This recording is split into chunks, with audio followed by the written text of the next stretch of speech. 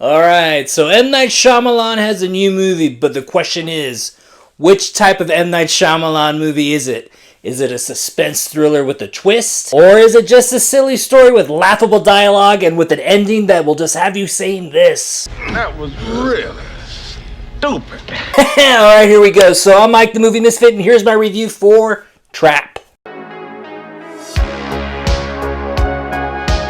So the movie's about a father taking his daughter to go see one of her favorite musical artists live in concert. Dad is noticing a lot of police presence going on at the venue. He's kind of wondering to himself, what is going on?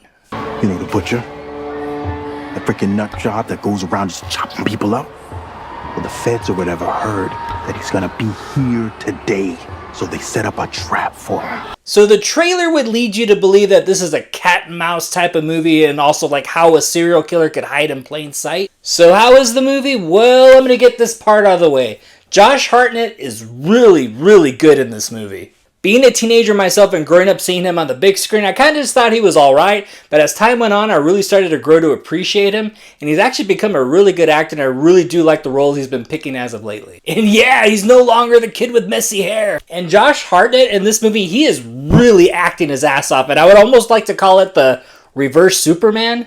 There are plenty of times in this movie where he's very charming, and he's almost kind of playing it like a Boy Scout. But even though he's playing it pretty calm, you can see underneath that surface there's a dark and malevolent side just wanting to creep out. And with those looks and that grin that he's giving, he's trying to keep it cool but not make it too obvious that he's freaking out. And that part of the movie is just really awesome, and we get to see a little bit of that alter ego pop out to kind of get him out of situations. And undoubtedly, Josh Hartnett is amazing. But unfortunately, it's in this movie, and I'll tell you why. So, let's just read the description of the movie first. A man and his teenage daughter realize they're at a center of a dark and sinister event while watching a concert. It's vague, it's mysterious, but the trailer tells you right away that Josh Hartnett's character is the butcher and the concert is the trap to catch him. Kinda dope, right? I mean, if anything, that could have probably been the twist of the entire movie. But to make matters worse, they pretty much show you everything in the trailer. But what the real twist is, this is just a promotional movie to showcase M. Night Shyamalan's daughter, who is a pop singer. Yeah, you guessed it. This is nothing but nauseating promotion for a pop album with a movie written around it. But it would really get annoying because anytime the movie would build up any tension or build up any kind of steam or anything, the movie would stop for a song. Not just once, not twice, but multiple times. So yeah, I totally understand that this movie is taking place at a concert. So yeah, maybe one, maybe two songs, and then put the musical stuff in the background so the rest of the story could progress. But Mr. Shyamalan just couldn't help himself because any type of progression in the movie, the film would stop and do this.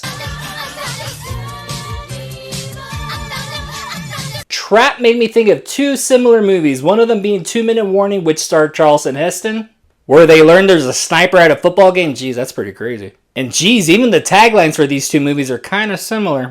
The next one would be 2013's Metallica's Through the Never. At least with that one, you know it's a concert performance with the story kind of written around it. But even then, at least you know what you're paying for.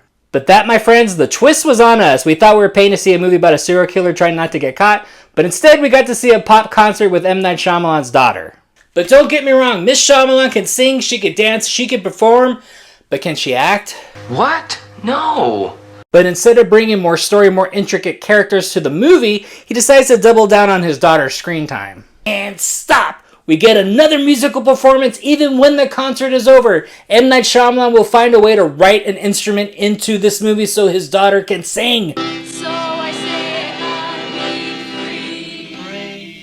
So I completely understand that writers and directors have their own style of doing things and how they create their own universes to basically benefit their directing style. Like David Lynch, for example, he has a very quirky, very odd, but very charming, but also a very dark and sinister world that he creates. M. Night's tone kind of ranges from like serious to an odd kind of delivery where everyone kind of talks in monotone. But as the years have been going on, his characters have just become dumb. Through a big majority of the film, Josh Hartnett is outsmarting everybody in the film, and you're kind of like, man, he must be really good at what he does. And I thought to myself, no, everyone in this universe is just an asshole. Who is he? He's an asshole, sir.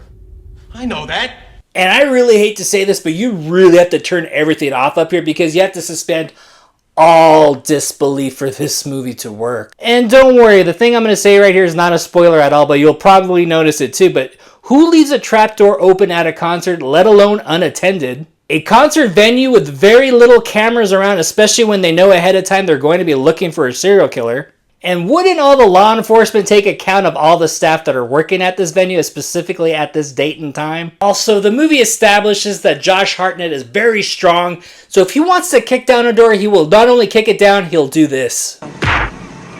The amount of stupid decisions that characters make in this film, the ridiculous amount of convenience, and the amount of plot holes. And it absolutely will not stop. Ever. Until you are dead. I think what bothers me the most is that there are sprinkles of really good ideas on this film, on top of Josh Hartnett's really good performance.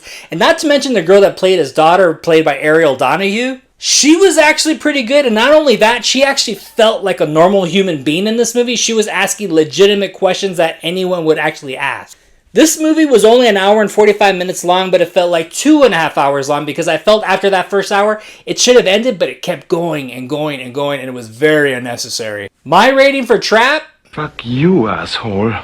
Then I would say stream it for free, and hey, maybe you'll get a Shyamalan double feature and you can watch 2 bad movies for the price of 0 with The Watchers and Trap.